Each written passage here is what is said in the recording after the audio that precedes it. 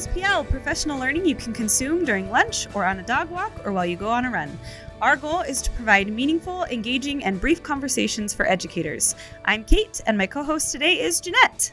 Our guest today is Andrew Bird, a CTE teacher at Woods Cross High. Welcome, Andrew. Thank you so much.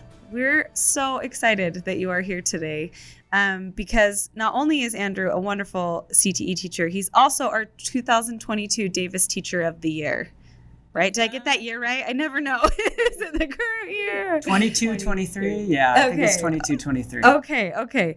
Which is a well-deserved honor. And I watched your video that the district created kind of highlighting you and got to learn a little bit about you. Not only do you teach all of these wonderful medical professional CTE classes, you also continue to work in radiology on the weekends. Is that true? That's correct, yeah. So still maintaining my license in CT and X-ray. So picking up hospital shifts over the summer and then once a week on the weekends. That's crazy. And you still find time to run triathlons, or I don't know if you say run triathlons. Run, cycle, swim. Yeah, do them all. Participate. And you coach the swim team. And I coach the swim team, and I'm one of the advisors for our HOSA CTSO. Oh my goodness. That's incredible. And, you know, that is above and beyond. So I'm really excited that you're here today. Jenette and I got to observe your medical anatomy and physiology class, and we wanted to give listeners a glimpse into your practice. Now, what is an ethical dilemma? Determining whether something is ethically right or wrong. Yeah, we're going to come up and find situations in healthcare that we don't know exactly where these situations fall in ethics. It presents us with a dilemma. Is this thing right? Is this thing wrong? All right, now here's what I want you to do with your table partner right now. You are going to look at each of these 5 groups, these 5 topics, and what I want you to write down is I want you to think of an example of a certain mental health disease that might make it difficult for patients to gain access to healthcare, and why.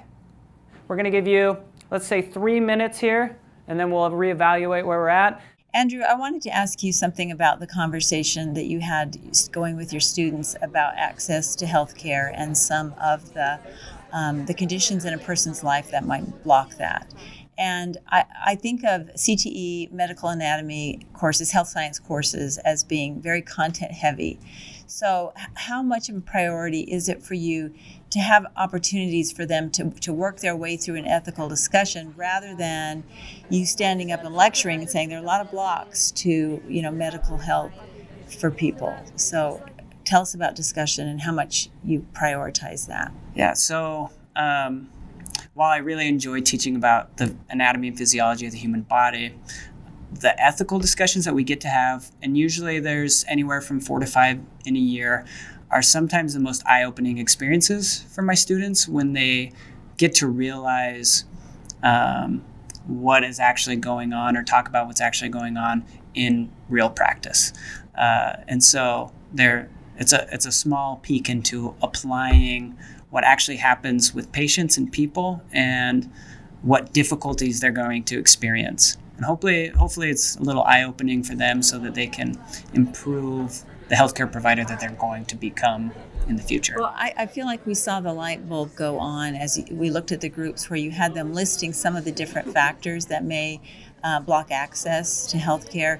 And they were kind of going through the motions, but then when you had them work at their table come up with an example, I felt like they were getting to a new level of understanding. And then you also enriched it and developed it. And really, this was all done in 20 minutes. Yeah. So it didn't even take you the whole period, but it felt like it was a meaningful transition into enlightenment. And I loved how you call them future medical workers. Where are my nurses? Where you're asking people to name it. Like, this is what I want. And you gave them a new compassionate look at something they hadn't considered before. Oftentimes they don't. They're in their own little world at this moment, and they haven't gone out to experience real life stuff. Some of them are venturing off to be CNAs or MAs. But they're really thinking about themselves at the moment. So this is kind of an opportunity to have them think about things through a new lens. They've had their own experiences in life, and they probably haven't spent a lot of time thinking about how other people experience the world. And so this is not just an opportunity to see what happens in healthcare, but kind of an overall new concept for them to see the world through a different lens. Well, it's a fair point, but you have to be able to explain it. So what do you mean? People who don't like other people. I know what racist people are. I'm saying how would that prevent access to healthcare? They might not treat them. Right. Right, and we're talking about, when you say, you don't mean racist people, you mean specifically someone who is prejudiced or racist in the role of a healthcare provider, right? Yeah. That's just got to be one of the things you love about teaching, is introducing something that they carry out the door and think about and apply in different aspects of their life. I could see that happening here. It kind of goes above and beyond just the curriculum. It's one of our assignments and it's important, but yeah, definitely something that I hope influences them in the future as to how they look at the world. What tools do you have to pushing their thinking on topics in your class to make them feel like they're growing and stretching? So I would say, especially in using this assignment that we were doing as an example, initially students always want to fulfill the assignment and be done. One thing that I like to do is, I'm very interactive as I do assignments. I like to walk around and talk to different students and listen to what they're saying and see when they get stuck. I asked them to do a task and they fulfilled the task and then they think they're done. And then asking good questions. It's so important to ask good questions, not just tell them things, but ask them and force them to formulate those critical thinking skills. Another thing I would say is, it was important for me at some point during the discussion to bring up to them, why should this matter to you? Why is it going to be important to you in the future? But why is it important to you now, or why should it be important to you?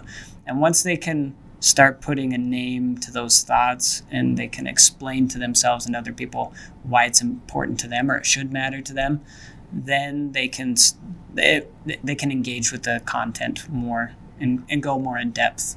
I also appreciated, we know that sometimes we pose a thoughtful question and we really want students to dig deep, and sometimes their answers, they're making a joke or they're just kind of uncomfortable, so they laugh. And I really appreciated you doing the very good teacherly thing of kind of validating that a little bit, or creating a space where they can take chances even if they think their answer is a little silly, or at least it's a place to start. I found it's important because, especially in this class where this might be the first time they're really being exposed to healthcare and that content. They know a little biology and chemistry, but they have to be told and reminded often that it's okay to say an answer, even if it's a little bit of a guess. It's a hypothesis, and it's probably wrong, and that's okay.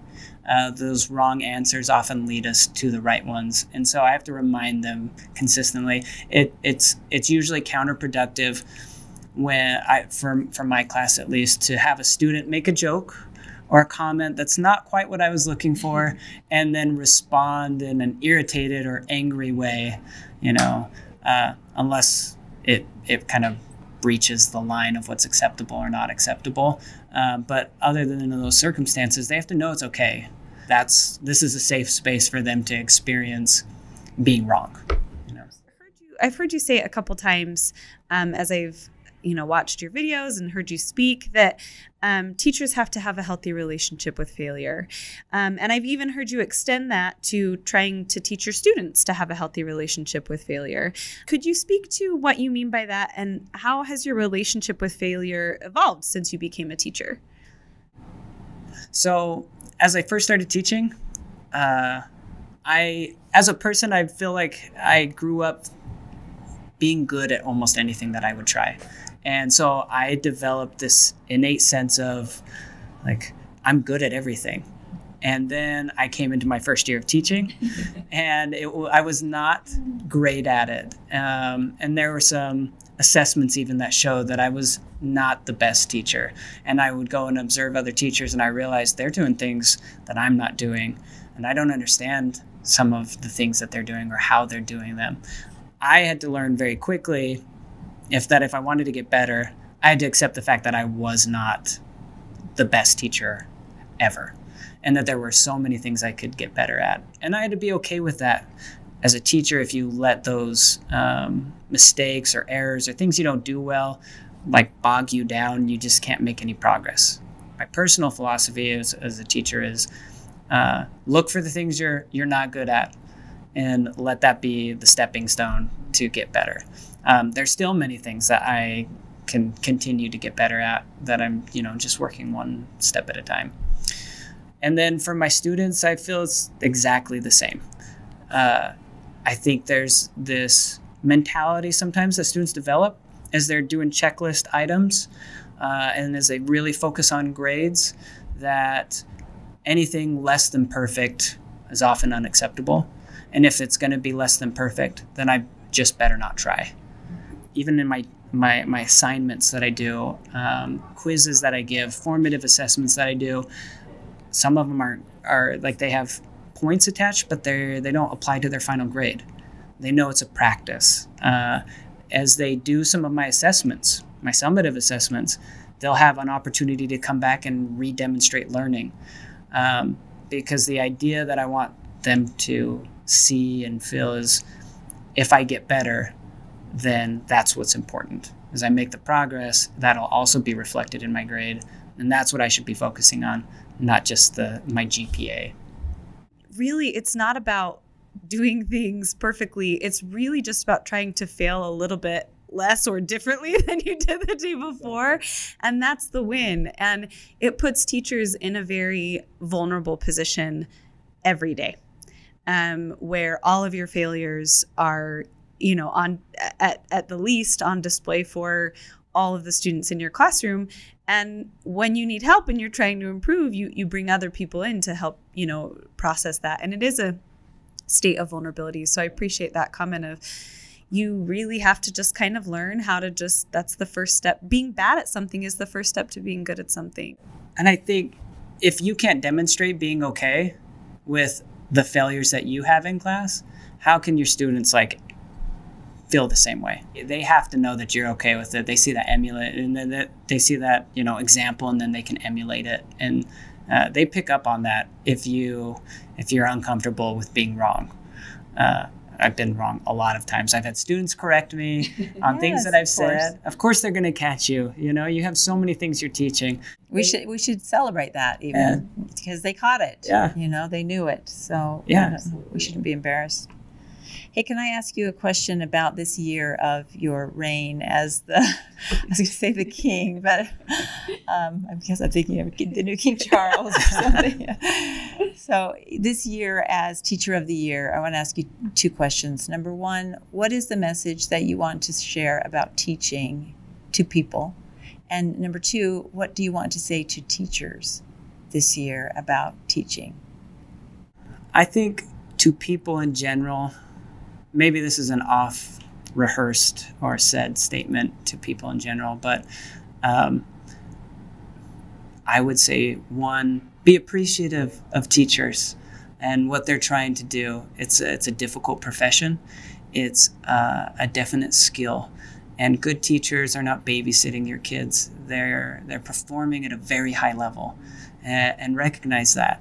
Teaching is unique, I think, in that we often hear thanks more often than maybe other professions. That's how they pay us. In like that, yeah. And I came from healthcare. I made a lot more money in healthcare, but I'm here because I love this profession, and I think a lot of teachers are.